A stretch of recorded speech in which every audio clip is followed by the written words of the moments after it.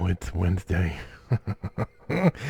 And man, today we are going to discuss Nefarious from 2023. If you haven't heard about this movie, don't go anywhere. You don't want to miss this. We'll be right back. Previously on the Nerdy Ronin Network. Hey, Squeaky. The weather's been changing a lot here lately, and I think we need to check in with our local weather expert and see what the weather's doing. Don't know. Might snow. Back to you, nerd.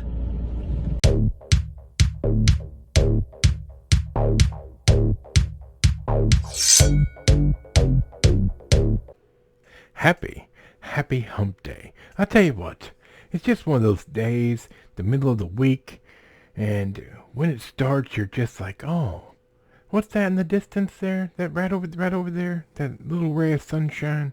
Oh yes, that's the weekend that I'm halfway to. Hey, welcome everybody. Like and subscribe if you haven't already. And in the description down below are all our links. If they're not there, thanks to YouTube, the Nerdy Ronin is the place to be. TheNerdyRonin.com. You know what I mean. All right. What a crazy day it's been. Oh man. So I was at the doctor today because I'm having some nerve problems in my hand. It looks like I may have to have surgery. We'll find out. And if I gotta have surgery on one, since they're both doing it, that means I may have to have surgery on both. Not sure how I feel about that. Batman, how do you feel about that? Yeah, he doesn't care. Alright, so, I guess I need to say right now, hey, you out there, you, watching this, hit that subscribe button so you don't miss out. Anyway, let's get to it. Today, we are talking about a great movie. Nefarious, 2023, rated R, hour and 37 minutes. Directed by Chuck Konzelman and Carrie Solomon. Written by Carrie Solomon, Chuck Konzelman, based on a book by Steve Deace. Steve Deace. Starring Sean Patrick Flanery, Jordan Belfi, Tom Omar. Look, here's the deal.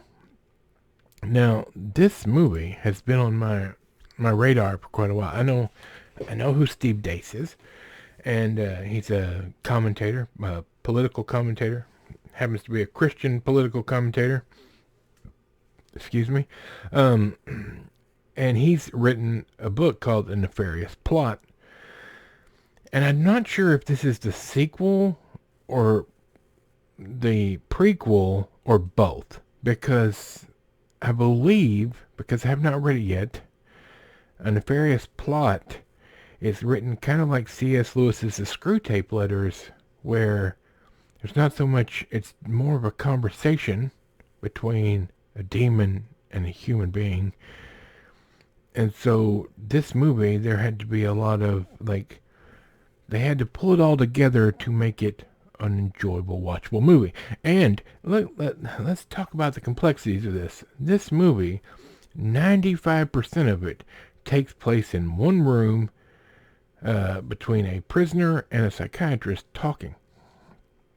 But, man, the dialogue, top notch. The cinematography is great. They filmed some of it in an actual prison, the prison that they talk about in the movie, and some on a soundstage. They had many different things go wrong during the making of this, like that somebody didn't want this movie made. Now, you can be a believer or not. Groovy, that's on you. You do not have to be a believer to watch this movie. This is not a faith-based movie, although it deals with faith-based things. Because the synopsis is, on the day of his scheduled execution, a convicted serial killer gets a psychiatric evaluation during which he claims that he is a demon, and further claims that before their time is over, the psychiatrist will commit 3 murders of his own. And in regards to before their time is over, basically the psychiatrist has like an 8-hour period to talk to this prisoner to decide whether he's sane or insane. So in that 8 hour period, which takes place in a room where they're talking, the serial killer says, or the demon says, you will commit 3 murders. So, that's the story. It does not matter if you're a Christian, or if you believe in a higher power, or whatever you believe in. This movie is top tier. Now, I saw a lot of comments online. Pretty much everybody feels like Sean Patrick Flanery did a fantastic top tier job in this role, and he did. But I saw a lot of complaints about Jordan Belfi. I'm assuming it's Belfi. I think it's Belfi. My apologies if it's Belfi. I don't know. I thought they both did a fantastic job. All right. This movie had some intricacies to it, and I did recognize side story here about Sean Patrick Flanery. He was in an episode of Criminal Minds a long time ago, and the character he played was mentally ill.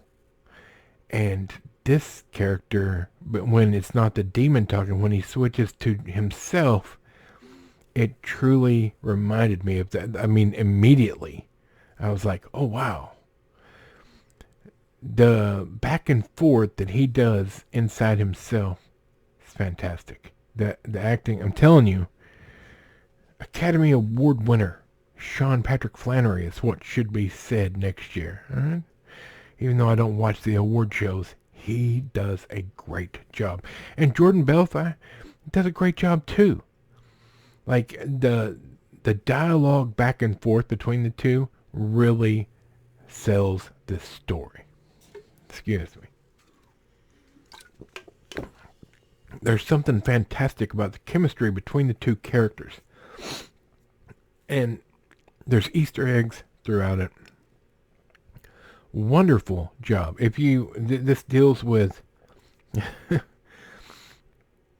some of it is Catholicism it deals with demonic possession, and